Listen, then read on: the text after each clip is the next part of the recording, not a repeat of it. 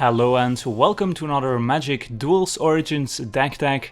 Today we're taking a look at Black-Green Elves, a synergistic tribal deck that tries to swarm the opponent with lots and lots of elves. And starting at our 1-drops we have an elf right away. Thermo Archer is a 1/2 and whenever he attacks the opponent loses 1 life if he does not control an elf.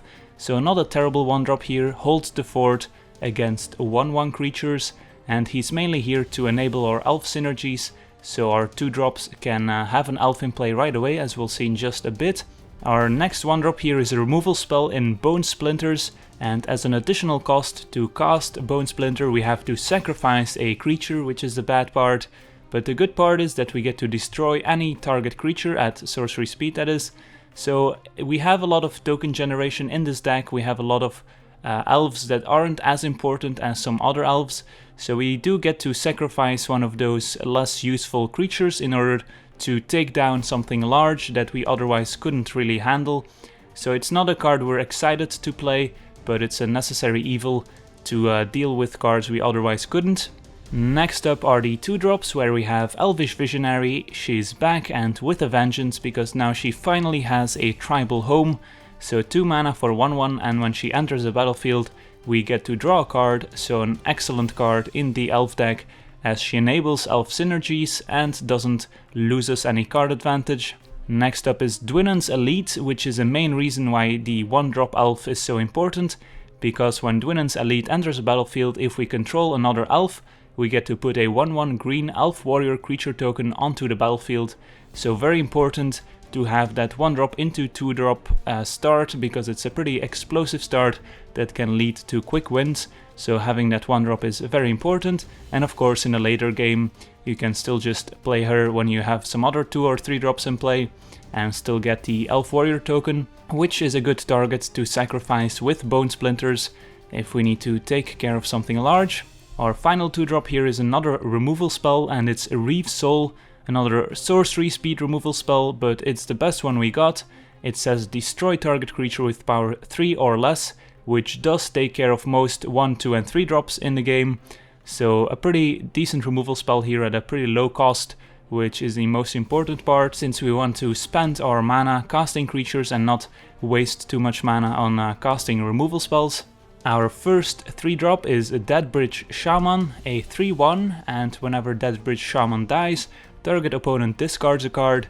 So with only 1 toughness it's not too difficult to get the Deadbridge Shaman killed, and it does pose quite a clock for the opponent, so he does have to answer the Shaman at some point, which will then get us a 2/1 most likely, and it's also just another elf to go with our elf synergies. Not the best card ever, but certainly a serviceable card in this deck. Next up is Jagged Archers. For 3 mana we get a star, and a Jagged Archer's power and toughness is equal to the number of elves you control. So if this is your only elf it's a 1/1, and then she starts growing from there.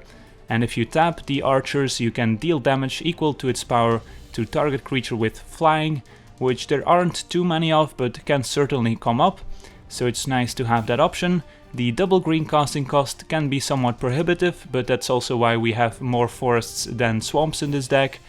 Next up is Alana Scarblade. This is our removal spell elf, if you will. By tapping her and discarding an elf card, target creature gets -X until end of turn, where X is the number of elves we control. So only really powerful in the late game when we already have a few elves in play, but definitely very powerful if we can just discard one of our worst elves, like our 1-drop in the late game that's not very useful anymore, and take out something large. Next up is the big payoff card for being the Black-Green Elf deck, and that's Shaman of the Pack, a 3/2, and whenever Shaman of the Pack enters a battlefield, target opponent loses life equal to the number of elves you control. So if this is your only elf, the opponent loses 1 life. If you have 5 elves in play, then the opponent loses 5 life, which is a pretty big life swing for just 3 mana here. Our final 3-drop in this deck is a Planeswalker, or at least she can become a Planeswalker. It's Nissa Vastwood Seer. When she enters a battlefield we can search our library for a forest card, reveal it, and put it into our hand. Of course the main reason why we're playing Nissa is because she's an elf, so she enables all our elf synergies, and also gets us another forest, which is especially nice with the Jagged Archers, which require double green.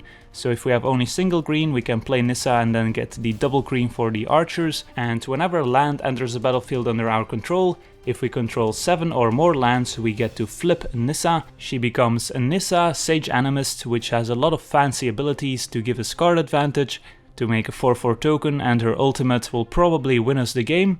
But we're not really planning on flipping the Nissa very often, since 7 lands is quite a bit. But just being able to get that forest, get a 2/2 elf in play is already good enough for this deck. Next up are our 4 drops, where we have Dwinnen, Gilt-leaf Dane. She's a 3/4 with reach, and other elf creatures we control get +1/+1, so this is an elf lord. And whenever Dwinnen and Gilt-leaf Dane attacks, we gain 1 life for each attacking elf we control. So if she's the only one attacking, we gain 1 life, and if we have more elves, we will gain more life from there. So very good against aggressive decks. And of course the Anthem effect is very powerful with all our elf tokens, which brings us to Alana Huntmaster. This is our main token generator in this deck.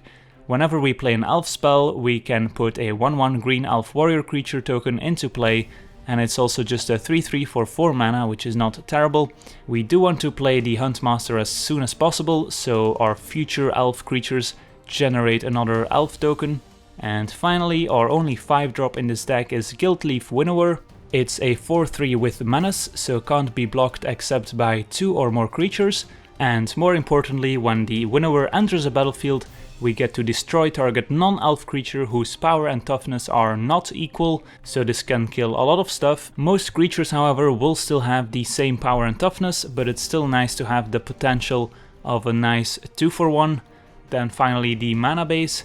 We are running 4 Golgari Guildgate, 2 Woodland Cemeteries, 8 Swamps and 10 Forests, so a little more green for the double green for the Huntmaster, the Gilt-leaf Dane, and for the Jagged Archers.